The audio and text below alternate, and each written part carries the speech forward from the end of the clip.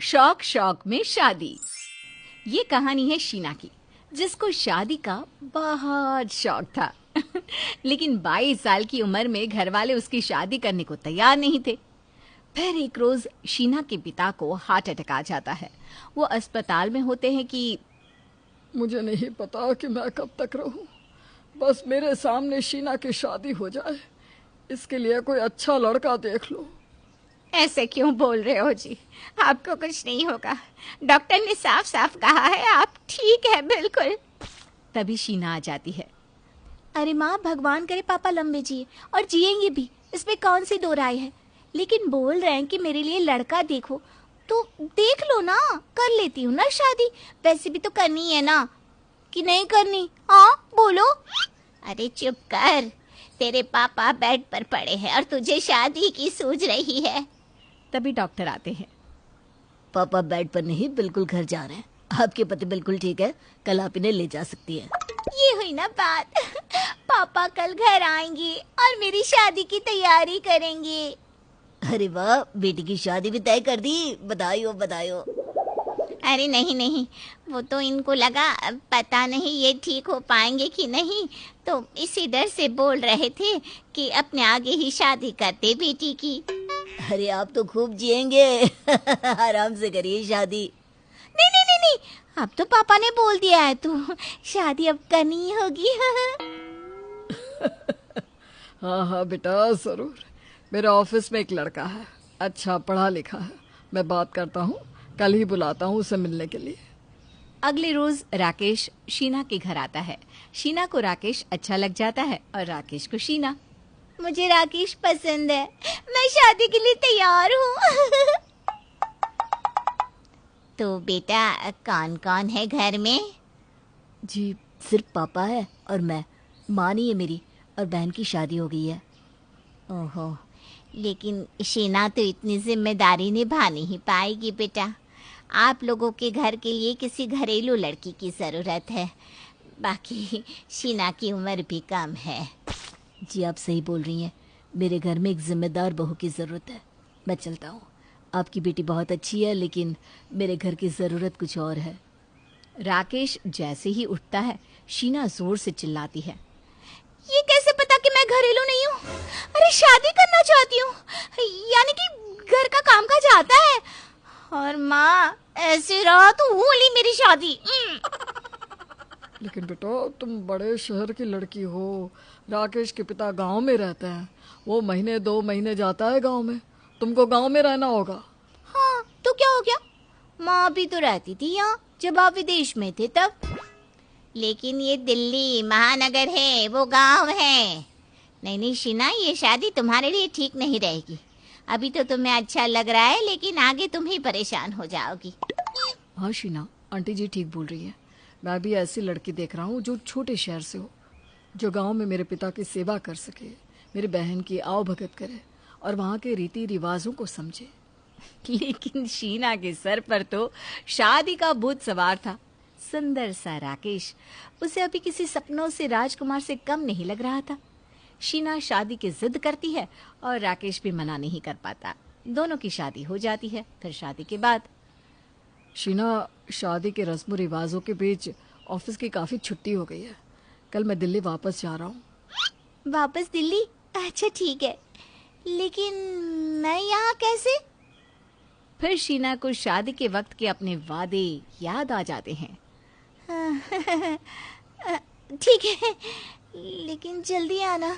हाँ हाँ हाँ ठीक है। तुम पिताजी का ख्याल रखना। घर की साफ सफाई, खाना पीना सब तुम्हारे हाथ में है। हम लोगों के घर आने जाने वाले बहुत हैं, तो उन लोगों के लिए भी चाय नाश्ता। वैसे तो घर के कामों की मदद के लिए कमला बुआ है तुम्हारे साथ, लेकिन वो भी अब उम्र दराज हो रही है तो। अरे तुम चिंता न करो, वैसे भी मैं क्या करूँगी सारा दिन, यही सब करके टाइम पास करना होगा ना राकेश चला जाता है। राकेश के जाने के बाद शीना के ससुर कहते हैं, अरे बेटा शीना, चाचा जी आए हैं, जरा चाय नाश्ते का इंतजाम कर दो। उफ, ये चाचा जी भी ना पास में रहते हैं, लेकिन रोज रोज आ जाते हैं। शीना की बात बुआ सुन लेती है। यह शहर नहीं गांव है बेटा। यहाँ तो लोगों का वक्त ऐसे ही गुजरता है। चाय मैं बना देती हूँ तो कुछ नाश्ते की तैयारी कर ले। शीना बिना मन के नाश्ते की तैयारी कर रही होती है। क्या करूं, क्या बनाऊं? राकेश तो है नहीं। किसके लिए करूं ये काम? किसके लिए खाना बनाऊं? इन देहाती लोगों के लिए? कभी नहीं। ये रहे बिस्किट और ये है नमकीन। चाय बुआ जी बना रही है। और क्या चाहिए इन गवारों को? शीना बिस्किट नमकीन कटोरी में रखकर चली जाती है। अगले रोज, आज मौसम ठीक है, सिर्फ बाजार हो आती हूँ। क्या पहनूं, क्या पहनूं? ये जींस टी शर्ट डाल लेती हूँ। शीना जींस टी शर्ट पहनकर तैयार हो जाती है और निकल जाती है। लोग देख देख कर हंसते हैं कि आखिर ये क्या, राकेश की बीवी को हो क्या गया है। उधर दिन के खाने में ससुर बहू का इंतजार कर रहा होता है कि राकेश की बुआ कहती है, भैया खाना लगा दूं, फिर दवाई भी तो खानी होगी। हाँ हाँ लगा दो। वैसे बहू कहाँ है? आज दिखाई नहीं दी। ठीक तो है ना वो? बुआ सास कुछ नहीं कहती, वो अंदर चली जाती है। वहीं बाजार में राकेश के दोस्त की भी दुकान होती है। अरे भाभी जी, ये क्या पहन कर घूम रही है? कैसे सब उनको देख रहे हैं। मैं राकेश को फोन करके कहता हूँ कि भाभी को समझाए कि ये गांव है, यहाँ ये सब नहीं चलता। दोस्त राकेश को फोन करके सब बताता है। राकेश शीना को फोन करता है। कहाँ हो तुम? बाजार में ऐसी घूमने आई थी। क्यों? शीना, दोपहर के 2 बज रहे हैं। ये कोई वक्त है बाजार में घूमने का? घर में पापा को खाना भी तो देना होगा। और दूसरी बात, क्या पहना है तुमने? ये तरीका होता है क्या गांव में रहने का? ऐसे नहीं चलेगा। तुरंत घर जाओ और कपड़े बदलो। शीना को गुस्सा आ जाता है। उसे लगता है कि उसके ससुर ने पति के कान भरे हैं। कहने को ससुर है, लेकिन हरकत पूरी औरतों वाली।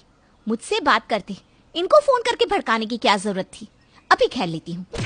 शीना गुस्से से घर जाती है और जोर जोर से चिल्लाने लगती है। क्या हो रहा है इस घर में? अरे एक शहर की लड़की किसी तरह आप लोगों के साथ रहने की कोशिश कर रही है, तो ये करेंगे आप लोग? अरे मैं जो मर्जी पहनूं। शहर में तो और छोटे कपड़े पहनती थी, लेकिन मजाल थी किसी की जो मुझे कुछ कहे। ससुर को समझ में नहीं आता कि बहू क्यों चिल्ला रही है। तभी कमला बुआ बाहर आती है। अरे क्या हो गया बहू, क्यों चिल्ला रही हो? क्यों क्या? राकेश को कैसे पता चला कि मैं जींस पहनकर मार्केट गई हूँ? अब जब मेरी डांट पड़ गई तो आप लोग मासूम बन रहे हैं। बेटा बाजार गई थी तो बता कर जाती। मुझे दवाई मंगवानी थी, खत्म हो गई है। तो मैं क्या करूं? मैंने कोई ठेका तो नहीं लिया। ससुर की आंख में पानी आ जाता है। आसपास की बहुएं सर पर पल्ला रखकर कैसे घर का काम करती हैं, आने जाने वाले लोगों का ख्याल करती, घर का काम करती। काश ऐसी बहू मेरी भी होती, लेकिन अब क्या। बुआ सारी बात राकेश को बता देती है। राकेश शीना को फोन करता है। शीना, अपने कपड़े तैयार कर लो, मैं कुछ दिनों के लिए गांव आ रहा हूँ। वापस में तुमको लेता आऊंगा। कुछ दिन अपने मायके में रह लो। शीना खुश है। अगले दिन राकेश आता है, चाय बनाकर पिता के साथ बैठता है। वो शीना के कमरे में भी नहीं जाता। आहट सुनकर शीना उठ जाती है और कमरे में जाती है, जहाँ राकेश पिता के साथ बैठा होता है। पापा मुझे माफ कर दीजिए। मैंने शीना की बात पर विश्वास कर उससे शादी की, लेकिन आपकी ये हालत मुझसे देखी नहीं जाती। मैं शीना को उसके मायके छोड़ रहा हूँ। मैं जैसी बीवी चाहता था, शीना वैसी बिल्कुल भी नहीं है। शायद मैं भी शीना के लायक नहीं हूँ। मैं उसके पिता से बात करके तलाक लेने की कोशिश करता हूँ। शीना पति की सारी बात सुनकर परेशान हो जाती है। वो रोने लगती है कि तभी ससुर की आवाज उसके कान में आती है। अरे नहीं नहीं बेटा, बहू की उम्र ही क्या है। ऐसा नहीं है कि उसे कुछ नहीं आता। खाना बहुत अच्छा बनाती है, बस अभी जिम्मेदारी समझ नहीं पाई है। तुम बहू को ले जाओ, लेकिन कुछ दिनों में वहीं रहने की सेटिंग कर लो। शहर की लड़की गांव में नहीं रह सकती, जैसे मैं शहर में नहीं रह सकता। बेटा कमला और मैं तो बहुत अच्छे से हैं, बस तुम दोनों आते जाते रहना। शीना की आंख भर आती है। वो ससुर के पैर छूकर माफी मांगती है।